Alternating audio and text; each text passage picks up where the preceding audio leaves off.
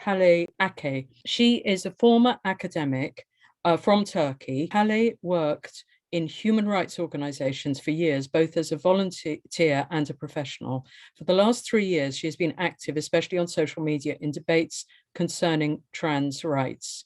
She's going to tell us about what's happening in Turkey. I will be talking on behalf of an expanding group of women from Turkey who in the last 3 years have found themselves in the middle of a fierce debate on gender identity ideology and are nowadays trying to get organized to fight against it in a more effective way. So I think most of you know that the situation of women and girls is grim in Turkey with a hostile government which last year withdrew from what is popularly known as the Council of Europe's Istanbul Convention and is now seeking ways to undercut women's alimony rights. There is little protection when it comes to the rights of sexual minorities. Pride marches have been banned since 2015, and following a coup attempt in 2016, the government has left little room for freedom of assembly and speech. LGBTQ organizations have been targeted continuously by the government, and the repression on LGBTQ groups increases as they become more visible. Legal changes that can curb women's sex-based rights, especially those that may be related to female-only spaces, is a remote possibility in our current political and social environment. So you might think that in such a setting, the issue of gender identity and the debates around trans rights should have little relevance for us. Unfortunately, that's not the case. Turkey has become a perfect example of countries where gender ideology is spreading rapidly and a particular brand of feminism is gaining dominance on women's issues to such an extent that it can pose a threat to women's rights and visibility as if they are already under risk. Many of us became aware of this ideological capture 3 years ago when a group of activists protested a social media post of a women's group that celebrated the birthday of Nettie Stevens, who discovered sex chromosomes. They said it was transphobic. They then targeted a feminist academic because of a single sentence starting with the words, women and trans women. She was immediately labeled as transphobic and was accused of being a biological essentialist in a program on an online news platform. She later apologized, repeated the phrase, trans women are women, as instructed, and advised all of us to consider our privileges as women. Following that, a list of 5 TERFs, including myself, began to be circulated. In my case, what I did was to write a fairly mild Twitter thread on the NF case in Canada, warning people that in Turkey, we did not need this toxic debate.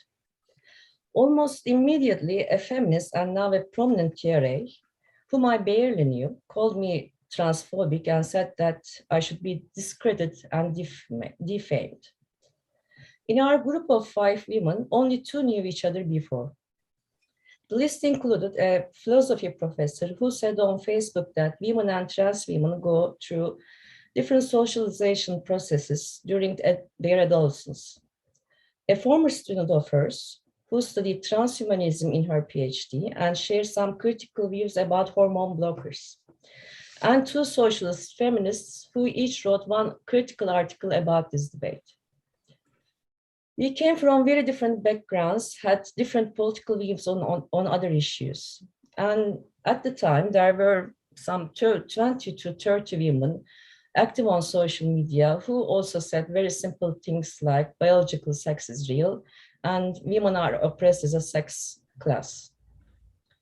At the time, we thought that the debate will soon die down. I mean, why should we be talking day and night about issues that are a thing of the West? We were naive. Soon we realized that, in fact, we were facing a deliberately organized attack. Those trans activists are now dominating all LGBTQ organizations in Turkey. They already received grants. They were running workshops to talk about the activism against TERFs, and they only needed to find some TERFs. They did not want to target the powerful figures of what I call the feminist establishment in Turkey. They needed soft targets like us. who they thought that they could easily silence and discredit so that they can show all other women what would happen to them if they dare to counter the gender ideology. We were also naive to assume that women's rights organizations and feminists in Turkey would speak up. They did not. No women's groups publicly condemned the online vitriol and bullying we were being faced with. Instead, many rushed to social media to virtue signal their compliance to this ideology. Almost a year later, in June 2020, the five of us, along with J.K. Rowling, were nominated LGBT community's annual genetically modified tomato awards for our transphobia. Thanks to the efforts of some feminists working behind closed doors, Rowling was awarded the prize, not a woman from Turkey. Right after the prize ceremony, a prominent activist of the feminist establishment I mentioned earlier wrote an article to explain why we deserve to be called TERS, saying that by objecting to self-ID and trans people's inclusion in women's single-sex spaces, we spread a toxic rape fear. Meanwhile, a growing number of women started to actively resist this ideological capture, but the public barely understood what we were talking about. A few among us saw the fact that the best tactic against trans activists was to popularize the subject.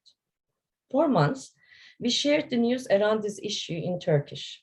In Turkey, where 90% of the media, mainstream media, is controlled by the government, and with only a few popular opposition media outlets, social media is now where people get their news. It is where the conversation happens. That tactic worked, and the content we put on social media slowly started to shift the balance of the debate.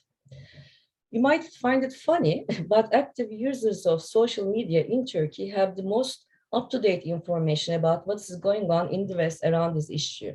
In fact, if you can read Turkish social media, you would think that this gender identity issue is one of the most important problems of our country. A turning point was on March 2021. As in some other countries, we have demonstrations organized a few days before March 8 for International Women's Day. In the demonstration in Istanbul on March 6 last year, the organizers platformed 3 trans-identified males. 2 of them had used violence against women before and were allowed to speak, even though one of them had publicly confessed what he had done. We also have night marches organized on March 8. Before that, some trans activist groups declared that they would be protesting TERS during that march, and many attended with placards against us. And during this march, it became visible that the feminist movement in Turkey was somehow colonized by the LGBTQ community, with many men walking alongside women, and the women's march looking more and more like a pride march. Some women were harassed sexually during that march. We tried to challenge the organization committee in Istanbul. They never responded.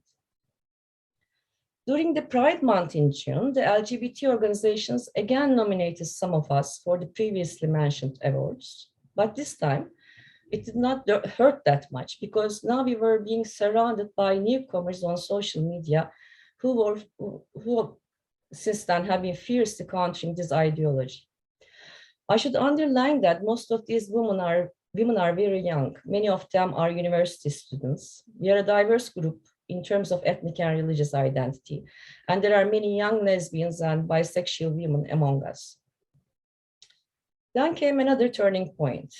In Turkey, there are campaigns against an 18% value-added tax on menstrual products, which are categorized as luxury goods.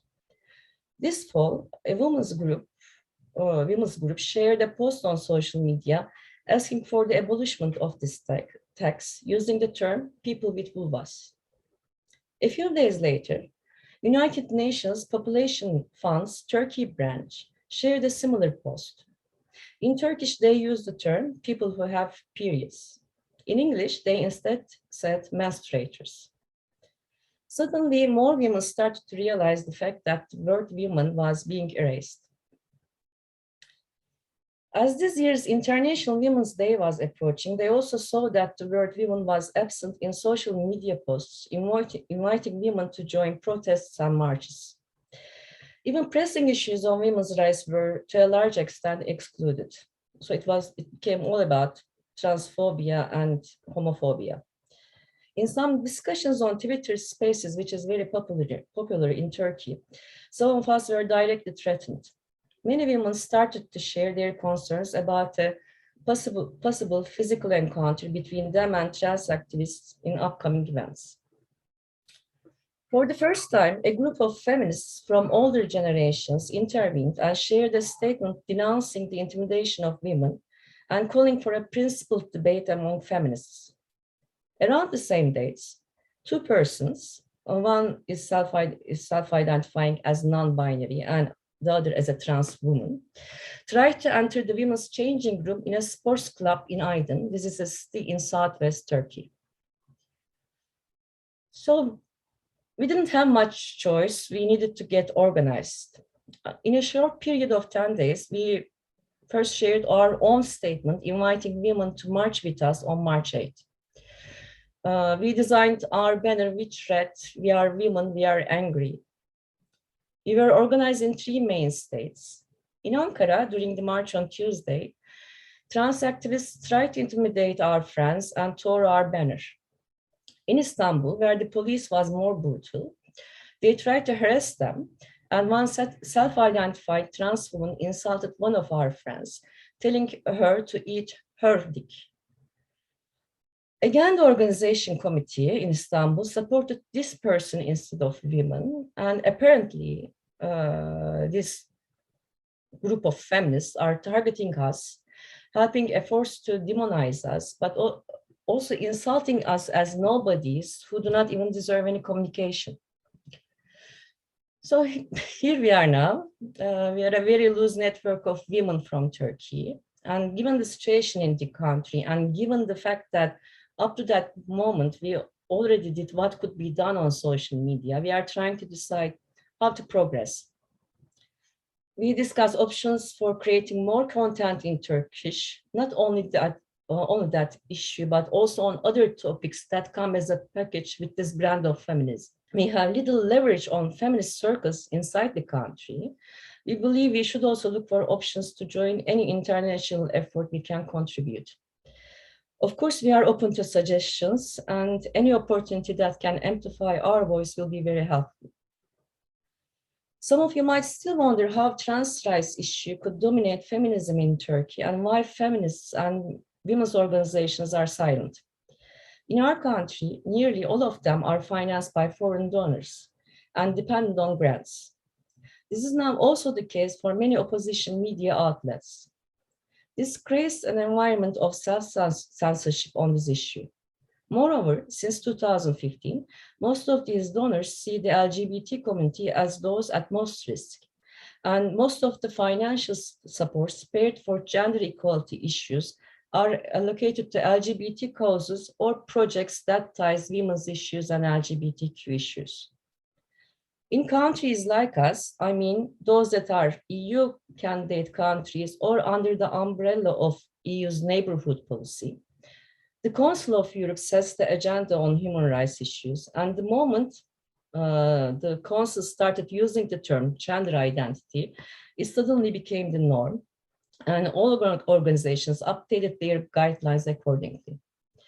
Suddenly, without much guidance and collaboration, all civil society organizations have found themselves in line with this ideology, and they think that objecting to it might have consequences.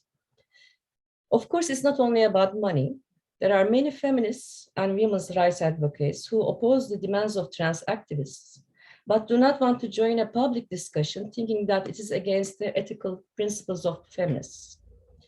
Some find the debate absurd, some think it will disappear in a few years, and find engaging in it as counterproductive.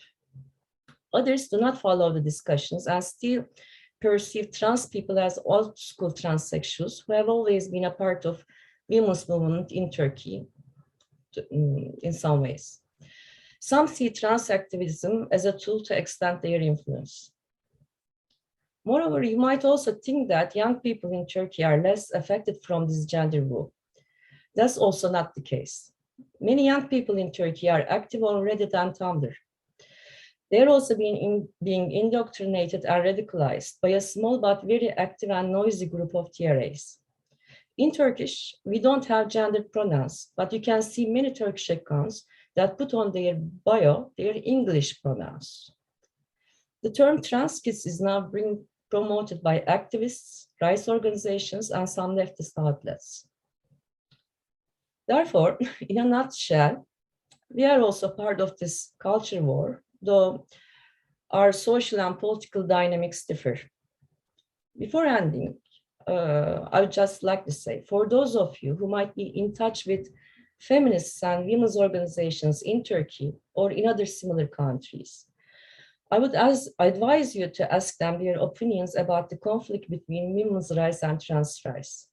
Never assume that this war is not affecting them. In fact, many need to be awakened or be somehow pushed to take a clear stand about it.